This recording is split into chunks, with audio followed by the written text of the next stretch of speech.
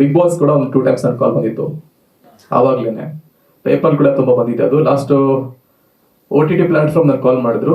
ನನಗೆ ಅಂದ್ರೆ ಅಲ್ಲಿ ಗೊತ್ತಿಲ್ಲ ನನಗೆ ಹೇಗೆ ಹೋಗ್ಬೇಕು, ಅಲ್ಲಿ ಏನ್ ಮಾಡ್ಬೇಕಂತ. ನನಗೆ ತುಂಬಾ ಜನ ಸ್ನೇಹಿತರು ಬೇಡ ಬಿಗ್ ಬಾಸ್ ಬೇಡ, ಸಿನಿಮಾ ಮಾಡು ಅಂತ ಹೇಳಿದ್ರು. ಸೊ ಅವಾಗ ನನ್ನ ಶಾರ್ಟ್ ಫಿಲ್ಮ್ ಮಾಡ್ತಾ ಬಂದಾಗ ಸೋಷಿಯಲ್ ಮೀಡಿಯಾದಲ್ಲಿ ತುಂಬಾ ಫೇಮಸ್ ಆದ, ಇವ್ ಬಿಗ್ ಬಾಸ್ಗೆ ಹೋಗ್ಬೇಕು, ಇನ್ನೊಂದು ಚಿಕ್ಕ ಹಳ್ಳಿ ಹುಡುಗ, ಒಂದು ಇಂಥ ನಟರಿಗೆ ನಾವು ಸಪೋರ್ಟ್ ಮಾಡಬೇಕು ಅಂತ. ಸೊ ಅವಾಗ ವೈರಲ್ ಆಗ್ತಾ ಆಯ್ತು. ಸೊ ಎರ್ರಾಬರಿ ತುಂಬಾ ರಿಸಲ್ಟ್ ಚೆನ್ನಾಗತ್ತೆ ಆ ಕಡೆ, ನಮ್ಮ ಭಾಗದ ಕಡೆ. ಸಿನಿಮಾದಿಂದ ಹೆಸರಾಗಿದೆ. ಸೊ ಆ ಸಿನಿಮಾದಿಂದ ಬದುಕ್ತಾ ಇದ್ದೀನಿ. ಅದರಿಂದ ಇನ್ನೊಂದು ಸಿನಿಮಾ ಮಾಡಿದೆ, ಶೂಟ್ ಕಂಪ್ಲೀಟ್ ಆಗಿದೆ, ಜೊತೆಗೆ ಈ ಸಿನಿಮಾ. ಅಂಡ್ ಈ ಸಿನಿಮಾದಲ್ಲಿ ಪಾತ್ರ ಬಗ್ಗೆ ಹೇಳ್ಬೇಕಂದ್ರೆ ಇದು ಪಕ್ಕ ಉತ್ತರ ಕರ್ನಾಟಕ ಭಾಷೆ ಸಿನಿಮಾ. ಇದು ಅಲ್ಲಿ ಉತ್ತರ ಕರ್ನಾಟಕದ ಸಂಸ್ಕೃತಿ, ನಮ್ಮ ಧರ್ಮ ಪರಂಪರೆ, ಅಲ್ಲಿ ಲೈಫ್ ಸ್ಟೈಲು, ಒಂದು ಹುಡುಗ ಓದಿದವ್ನು ಹೆಂಗ್ ನೋಡ್ತಾರೆ, ಓದಿದವ್ನು ಹೆಂಗ್ ನೋಡ್ತಾನೆ. ಸೊ ಹಳ್ಳಿ ಯಾರು ಕಾಪಾಡ್ತಾರೆ? ಎಲ್ರು ಓದಿ ಪಟ್ನಾ ಸೇರಿದ್ರೆ ಹಳ್ಳಿ ಉದ್ಧಾರ ಮಾಡೋದು ಯಾರು? ಸಿಂಪಲ್ ಆಗಿ ಹೇಳ್ಬೇಕಂದ್ರೆ ಎಲ್ರು ಓದಿ ಸೀರೆ ಸೇರಿ ಹಳ್ಳಿನ ಅನಾಥಾಶ್ರಮ ಮಾಡ್ತಿದ್ದಾರೆ ಮತ್ತು ವೃದ್ಧಾಶ್ರಮ ಮಾಡ್ತಿದ್ದಾರೆ. ನೀವು ಇವಾಗ ಹಳ್ಳಿಗೆ ಹೋಗಿ ಸರ್, ನಾನೇನು ರೀಸೆಂಟ್ ಆಗಿ ನಮ್ಮೂರಿಗೆ ಹೋಗಿದ್ದೆ, ಐ ಥಿಂಕ್ ಮಧ್ಯಾಹ್ನ 1 ಗಂಟೆ ಅನ್ಸುತ್ತೆ. ನಾನು 2020 ನೋಡಿದಾಗ ಹೋದಾಗ ತುಂಬಾ ಜನ ಸ್ನೇಹಿತರು ಬಂದು ಮಾತಾಡ್ತಾರೆ ನನ್ನ, ಅಣ್ಣ ಬಂದ್ರು ಅಂತ. ಮೊನ್ನೆ ಹೋದಾಗ ಒಬ್ರು ಕಾಣ್ತಾ ಇಲ್ಲ ಅವರಲ್ಲಿ, ಅಜ್ಜಿ ಅಜ್ಜ ವಯಸ್ಸಾದವರು. ಸೊ ಇದು ಏನಕ್ಕಾಗ್ತಿದೆ ಅಂದ್ರೆ ಜಾಬ್ ಸಿಗ್ತಾ ಇಲ್ಲ.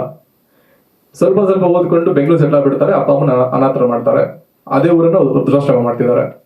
ಸೊ ಇದು ಒಂದು ಅಲ್ಲಿ ಇದ್ಕೊಂಡು ಅಪ್ಪ ಅಮ್ಮನ ಹೇಗೆ ನೋಡ್ಕೋಬೇಕು, ಊರನ್ನ ಹೇಗೆ ಕಾಪಾಡ್ಬೇಕು, ಊರಲ್ಲಾಗುವ ಅನ್ಯಾಯಗಳನ್ನ ಹೇಗೆ ತಡಿಬೇಕು, ಪಂಚಾಯತಿ ಏನಾಗ್ತಿರುತ್ತೆ, ಅಥವಾ ಓದಿ ಎಷ್ಟು ಜನ ಹಾಳಾಗ್ತಿದ್ದಾರೆ.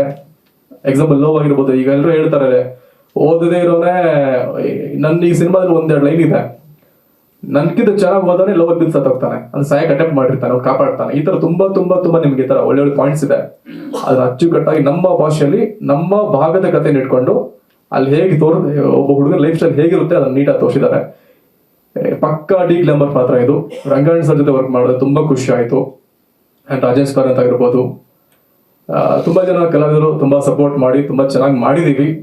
ಮಾಧ್ಯಮ ಸ್ನೇಹಿತರಿಂದಾನೆ ನಾವು ಇವತ್ತು ಈ ಲೆವೆಲ್ ಬಂದಿದ್ದೇನೆ. ನನ್ನೆಲ್ಲ ತುಂಬಾ ಜನ ಇಂಟರ್ವ್ಯೂ ಮಾಡಿದ್ದಾರೆ. ನೀವು ಅವಾಗಲೇ ಹೇಳಿದ್ರೆ ಸರ್ ಪಾಪ್ಯುಲರ್ ಅಂತ, ನಾನು ಪಾಪ್ಯುಲರ್ ಮಾಡಿದೆ ಮೀಡಿಯಾ. ಸೊ ಆ ಮೀಡಿಯಾಗೆ ನಾನು ಯಾವ್ದು ಋಣಿಯಾಗಿರ್ತೀನಿ. ನಮ್ಮ ಸಿನಿಮಾ ದಯವಿಟ್ಟು ಪ್ರಮೋಟ್ ಮಾಡಿ, ಚೆನ್ನಾಗಿರೋ ಪ್ರಮೋಟ್ ಮಾಡಿ, ಸುಮ್ಮನೆ ಬೇಡ.